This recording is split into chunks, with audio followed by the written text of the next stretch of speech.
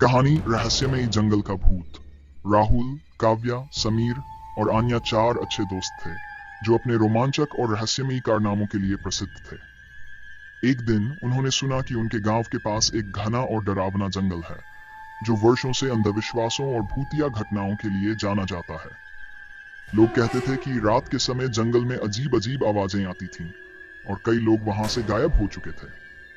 इन कहानियों को सुनकर चारों ने तय किया कि वे इस जंगल के रहस्यों का पर्दाफाश करेंगे। उन्होंने अपना सामान तैयार किया और एक सुबह जंगल की ओर रवाना हो गए। जंगल के बाहर पहुंचते ही उन्हें वहां की हवा में एक अजीब सी ठंडक और मौन का एहसास हुआ।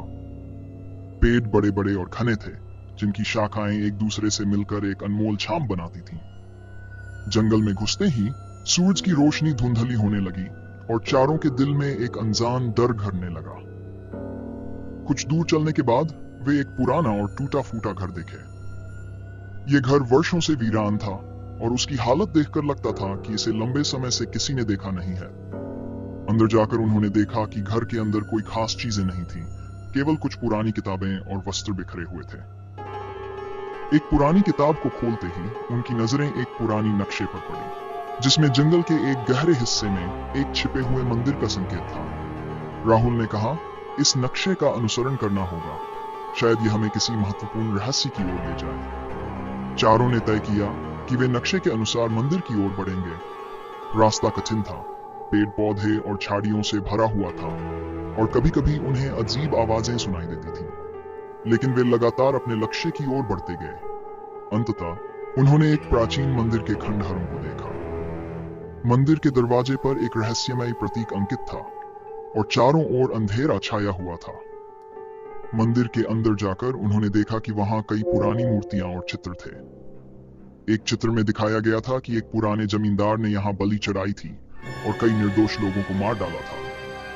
तभी एक धुंधली आत्मा ने उन्हें दिखाई दी। आत्मा ने कहा, तुम लोगों को यहाँ नहीं आना चाहिए था, यह स्थान शापित है। राहुल ने आत्मा से कहा, हम आपकी मदद करेंगे, कृपया हमें बताइए कि आपके साथ क्या हुआ था।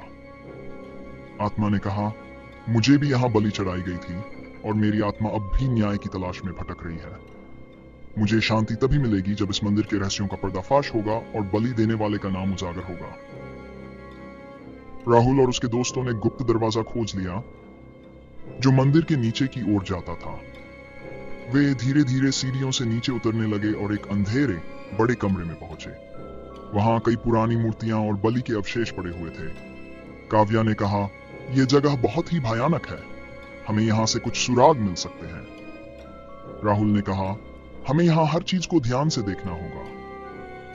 कमरे के एक कोने में उन्होंने एक पुराना पत्थर का टुकड़ा देखा जिसमें बलि देने वाले जमींदार का नाम खुदा हुआ था। समीर ने कहा, हमें इस पत्थर को गांव वालों के सामने लाना होगा ताकि सच्चाई सामने आ सके। काव्या ने सहमति में कहा, हम ये काम अवश्य करेंगे और आत्मा को शांति दिलाएंगे। उन्होंने पत्थर का टुकड़ा गांव वालों को दिखाया और सारी सच्चाई बताई। गांव वालों ने राहत की सांस ली और जमींदार के खिलाफ कार्रवाई की।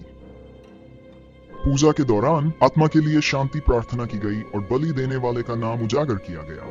इसके बाद जंगल के अंदर शांति छा गई और आत्मा ने आकर कहा, धन्यवाद, अब मुझे शांति मिल गई है। जंगल में कोई अजीब घटना नहीं हुई और राहुल, काव्या, समीर और आन्या ने महसूस किया कि वे केवल सतह को खरोंच चुके थे। वे जानते थे कि जंगल में और भी रहस्य हो सकते हैं। उन्होंने जंगल के और गहरे हिस्सों में खोजबीन की और एक प्राचीन झील के पास एक तीसरी आत्मा को देखा।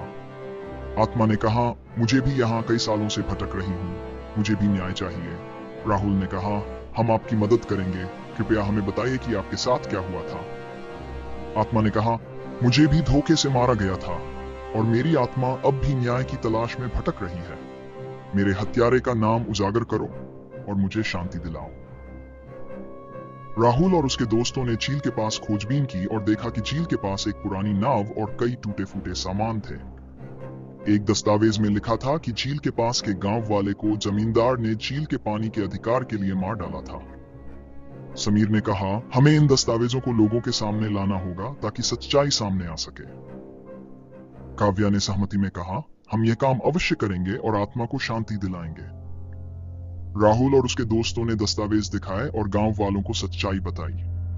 उन्होंने तीसरी बार विशेष पूजा का आयोजन किया। पूजा के दौरान आत्मा के लिए शांति प्रार्थना की गई और हत्यारे का नाम उजागर किया गया। पूजा के अंत में जंगल में फिर से शांति छा गई और आत्मा ने आकर कहा, धन्यवाद, अब मुझे शांति मिल गई है। चौथी आत्मा की शांति के बाद जंगल में कोई अजीब घटना नहीं हुई। राहुल और उसके दोस्तों ने जंगल के रहस्यों को सुलझा लिया और गांव वालों को बताया कि जंगल अब सुरक्षित है। गांव वालों ने भी जंगल को भूतिया मानना बंद कर दिया। राहुल और उसके दोस्तों की बहादुरी ने साबित कर दिया कि अंधविश्वास को तोड़कर सच्चाई का सामना किया जा सकता है। जंगल अब एक शांत और सुरक्षित स्थान बन गया था, जहां लोग खुशी से घूम सकते थे। राहुल और उसके दोस्तों ने महसूस किया कि वे जीवन में किसी भी चुनौती का सामना कर सकते हैं। उनकी दोस्ती और भी मजबूत हो गई और उन्होंने यह निर्णय लिया कि वे आगे भी ऐसे ही साहसिक कारनामों को अंजाम देंगे।